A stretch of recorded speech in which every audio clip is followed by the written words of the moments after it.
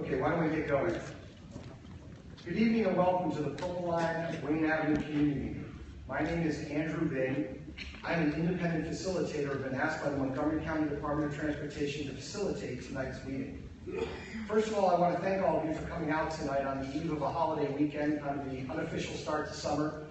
I especially want to thank you all for coming out here after weeks and weeks of rain. We finally get good weather and we're having you come inside. So I apologize for that, but I'm glad you're all here. The Wayne Avenue community had requested a follow-up meeting once the Purple Line concessionaire, the private partner in this project, was selected. The Purple Line concessionaire is here along with Montgomery County Department of Transportation and Maryland Transit Administration. The purpose of this meeting is for MCDOT, Montgomery County Department of Transportation, and MTA, the Maryland Transit Administration, to provide information regarding the Purple Line that are responsive to issues and concerns that have been previously expressed, and for the community to have the ability to engage with the project team and ask questions about tonight's presentation or other questions related to the Purple Line in this community. My goal tonight is to run a constructive, informative, and orderly meeting that provides the community with the opportunity to listen to a presentation and allow the community to engage with the project team.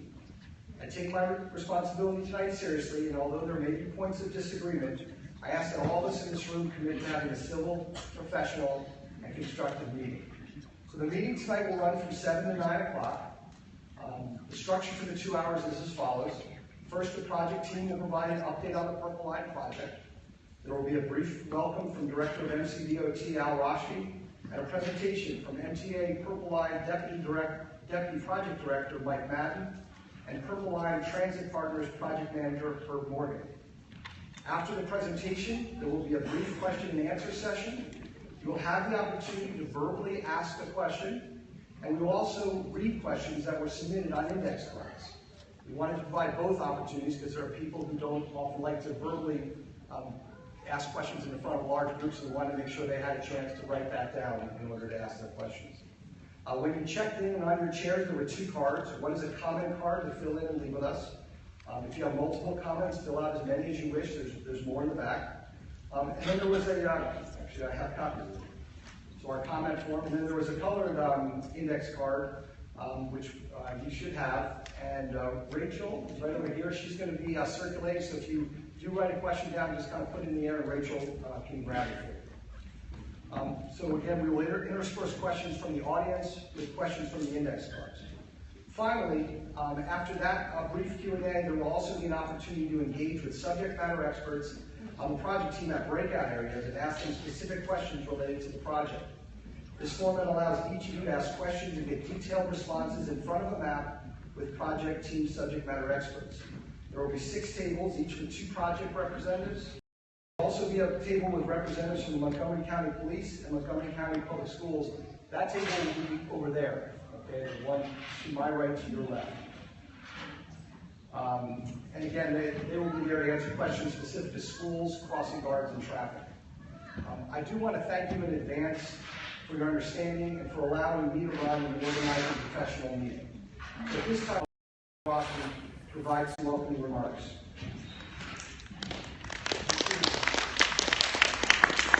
Thank you and good evening and welcome. It is so great that we have sunny days, 2 days in a row, I guess, one sunny day. But we jumped from winter to summer, I guess, overnight. Well,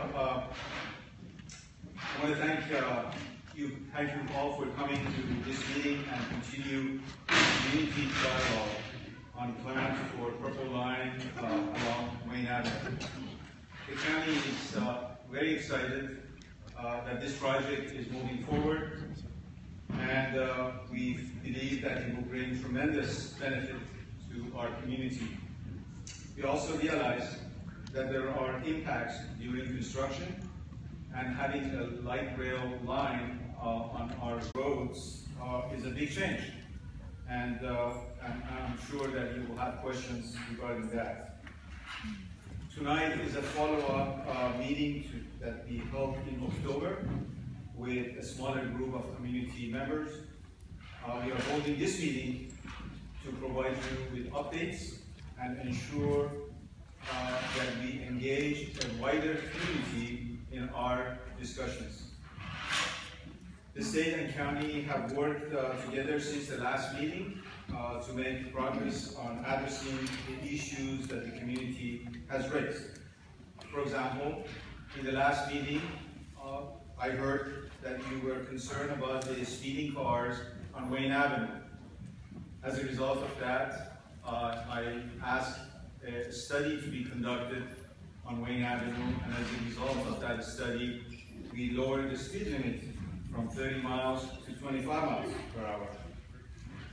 To address future pedestrian safety issues that could affect residents and the students at the two local schools, we have been working with Maryland Transit Administration, Montgomery County Public Schools, and the Montgomery County Police Department to find solutions, including possibly adding additional crosswalks and pedestrian refuges along Wayne Avenue to ensure we safeguard existing trees along Wayne Avenue.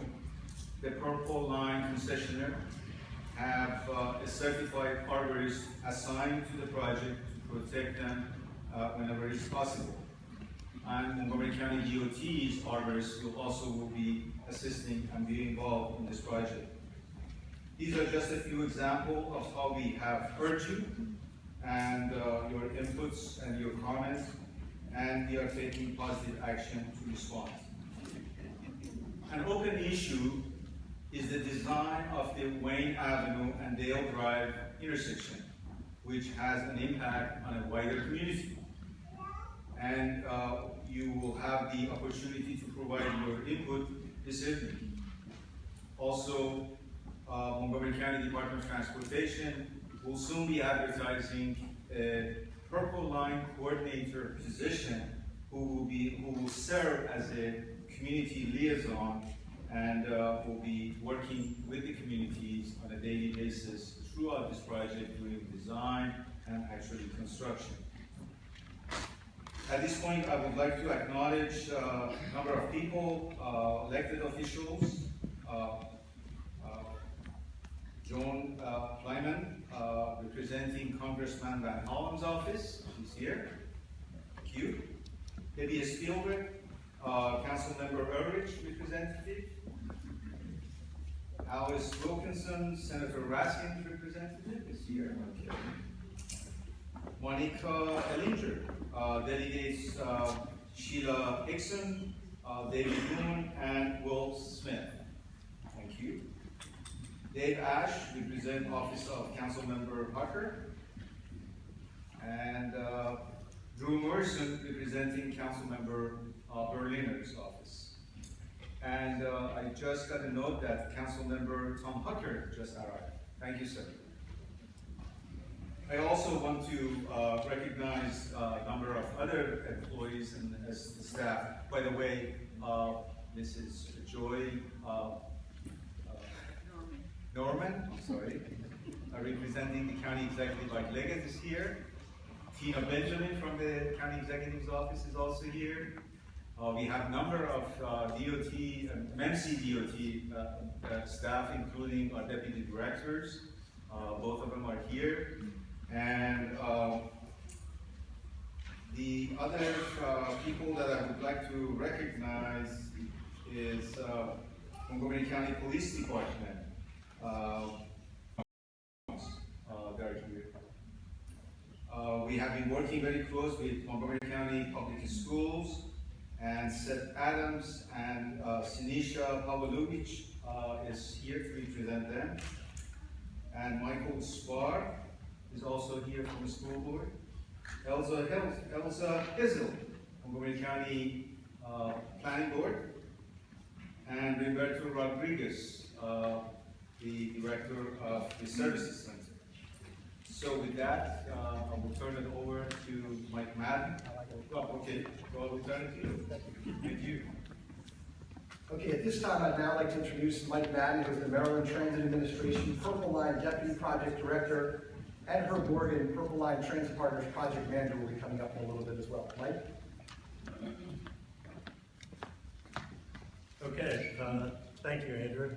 And just like Al, I wanted to thank all of you for coming out. Appreciate this many people coming out. It's great to see this large of a crowd. And I want to thank Montgomery County for hosting this meeting. They're the ones that set this meeting up, reserved the venue and everything else. So we're going to go through a brief, not real brief, but somewhat presentation, and then I'm going to turn it over to our concessionaire team for a little bit. They're going to come back with us, and then we'll do the Q&A and break into groups also. So I don't know if you all recognize this on the cover. Mike, I'm sorry to interrupt right away. We're obviously having some technical difficulties with this screen. It all worked well before, so we'll try to get that fixed as quickly as we can. But if people could just try to direct their attention up to that side. Okay, so this is actually in the library, the new Silver Spring Library in the glass area, right next to where the Purple Line station will be. Platform will be right outside of this mural that's there at least for a while. You know, with the help of Purple Line now and Roberto, the library, we were able to put this in, I think just last week or so. And you know, it is letting people know the Purple Line is real. The Purple Line is coming. It talks a little bit about what the Purple Line will bring, what it can do for you. So we thought that was a good place to do it. You know, so people are aware of it, create some excitement about the Purple Line coming, because it is coming pretty soon. And we're looking for a place in Prince George's County to do the same thing. So as far as the Purple Line status is concerned, as you know, we were in a holding pattern for about 6 months back last January. We've been went through quite a lengthy process to identify, first of all of the benefits associated with the project, and then we worked together with the counties and our concessionaire teams. At that time, there were 4 of them, to come up with cost-saving measures. Now, we had to be very careful about that in terms of these cost-saving measures could not mean a change in the scope of the project. They could not affect any of our environmental commitments, commitments to the community or anything else. So those changes have been incorporated now as part of the request for proposals that was submitted to the 4 teams that were competing to build the project. So that's happened. We went through a lengthy process. It took several months. It involved 101 advisors, advised MTA through the process, legal, financial, technical. We also had a group as part of this evaluation process. We had 6 different committees. Some of those committees had numerous subgroups to them. Altogether, it was around 44 people who were involved throughout the whole evaluation process. So again, there were 4 excellent teams, 4 very good teams that bid on the project, submitted their proposals. This evaluation team went through that process. Our recommendation went up to an executive committee that included both counties. It included MTA's administrator, and then that went to the secretary and the governor. And all together, we all agreed on the team that should be selected to go forward. And that is the Purple Line Transit Partners. You'll hear from them today, and 3 or 4 of them are here with us today, which we are thrilled about because they are an excellent team. They bring a lot of expertise, a lot of experience to the table. So we are thrilled to have them. And, you know, they're just getting on board right now. As we go further and through the summer and the fall, you'll see a lot more of them. The Board of Public Works approved the contract with the Purple Line Transit Partners in April, and that officially is a 6-year contract to complete design and construct the project, to do testing and commissioning, and then a 30-year period to actually operate the system on behalf of the state of Maryland. We've issued a very limited notice to proceed for them to do some survey work, some soil borings, things like that, but they're not fully on board or working on the project yet, really fully. So let me just pause for a second in terms of we get into the meat of tonight's topic, Wayne Avenue. Many of you are long timers. You've been around a long time. Some of you may have only been around for the last 2 or 3 years. But in terms of the Wayne Avenue project, this portion of the project we have been working on for a long time. It is evolved. There were many different alignments, not just Wayne Avenue, that were evaluated. There were many alternatives on Wayne Avenue. There were many design options. They were evaluated through the alternatives analysis process. They were evaluated through the final environmental impact process. We developed preliminary engineering plans on those. Those plans were refined. And then we made some final changes before we handed that over to the 4 teams to develop their bids and proposals on. So it has been a long process. You know, what we're talking about in terms of the Purple Line operating in shared lanes on Wayne Avenue has evolved. It's evolved because of the residences, to minimize impacts to the residences, to make it safe for everybody, to make it work from a traffic standpoint, and of course to make it work from a Purple Line operation standpoint. So it's a real balancing in terms of evaluating what has to happen from a safety, operation standpoint, and everything else. So it's evolved over time. It's not like this was our first alternative that we started out with at all. So Purple Line enters Wayne Avenue just after it goes into the Silver Spring Library, enters Wayne Avenue at Fenton Street. The light rail vehicles will operate in the center lanes with traffic. We've added left turn lanes at Cedar Street going eastbound. We've added a left turn lane at Manchester westbound, and at Dale Drive we've added in both directions left turn lanes. One of the other issues we heard quite a long time ago had to do with maintaining parking along the road where it is today, where that's still feasible.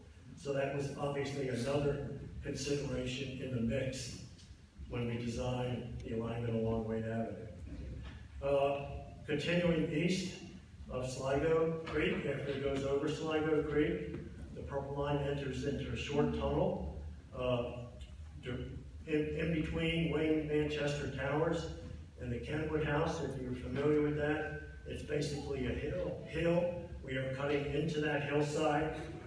People will be able to access the Manchester Place station, walking in from Wayne Avenue, and then also from Plymouth Street and Manchester Street, they'll be able to go down by stairs or elevator into that station.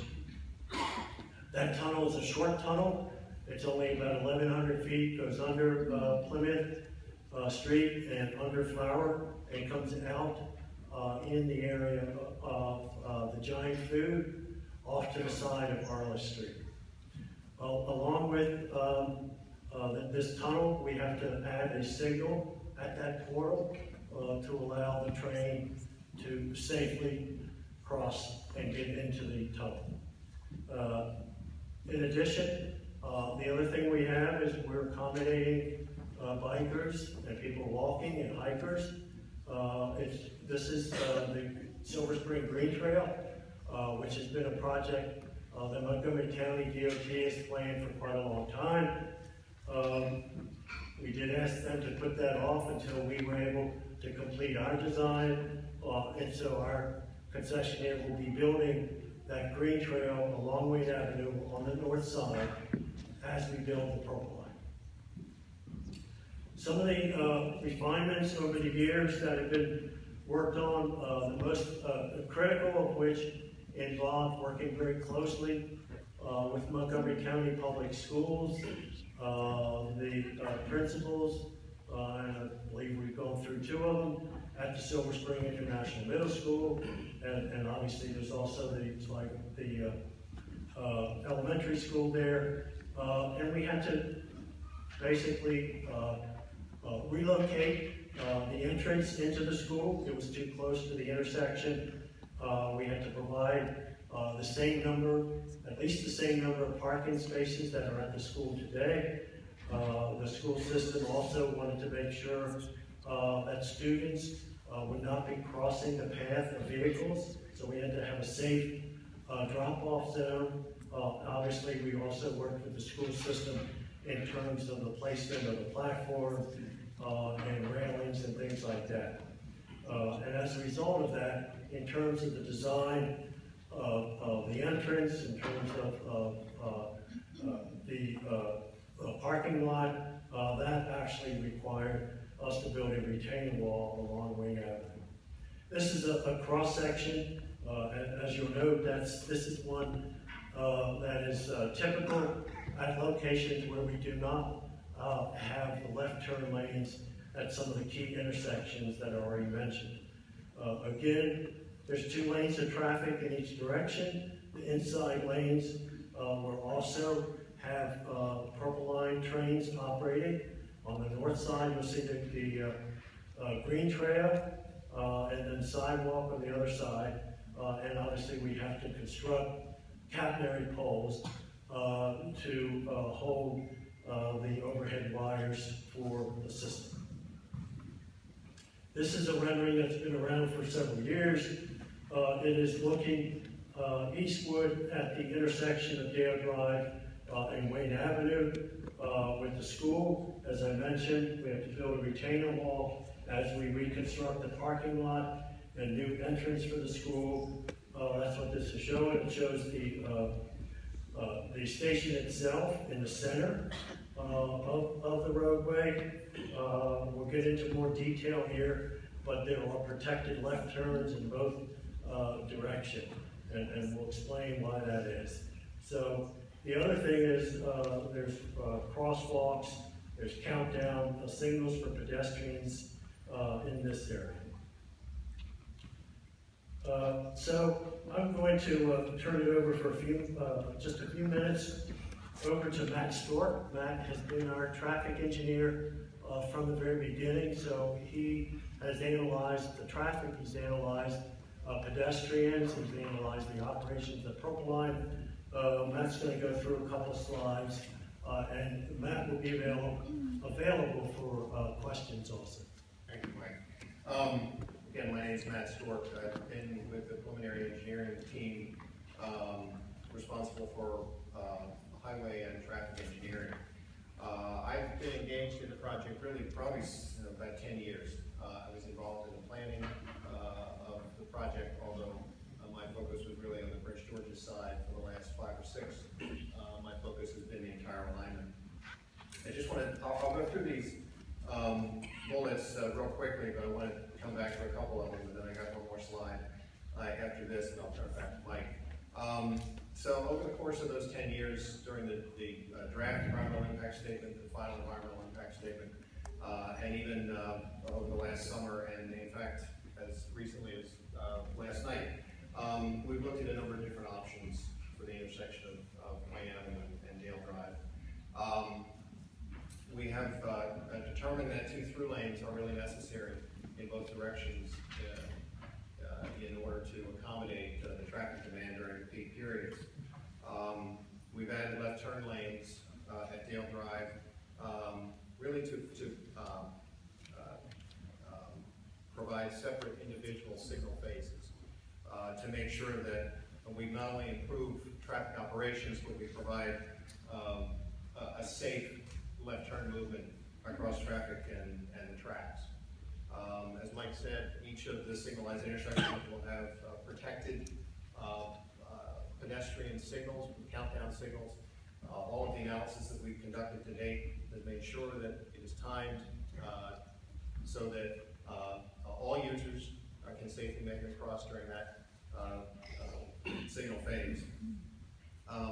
There have been some concerns about the width of the roadway, and we spent a great deal of time over the last maybe years, months and years, trying to confirm and evaluate whether there were any alternatives to try and reduce the cross section to get from one side of Wayne Avenue to the other. One of the alternatives we looked at was whether we could actually eliminate one of those left turn lanes. But we don't want to eliminate left turn lanes unless we actually eliminate the left turns. And one of the concerns we have about prohibiting left turns is that, number one, it's likely to add traffic to other routes, specifically at least in that westbound direction. The first opportunity to turn left, you can't turn left to Dale, is on the Mansfield. And then the other concern that we have, and we've certainly all experienced this, is whether you prohibit it or not, the likelihood of illegal lefts remains. And so we were concerned that if illegal lefts are made, they're unprotected, and it works out to be unsafe.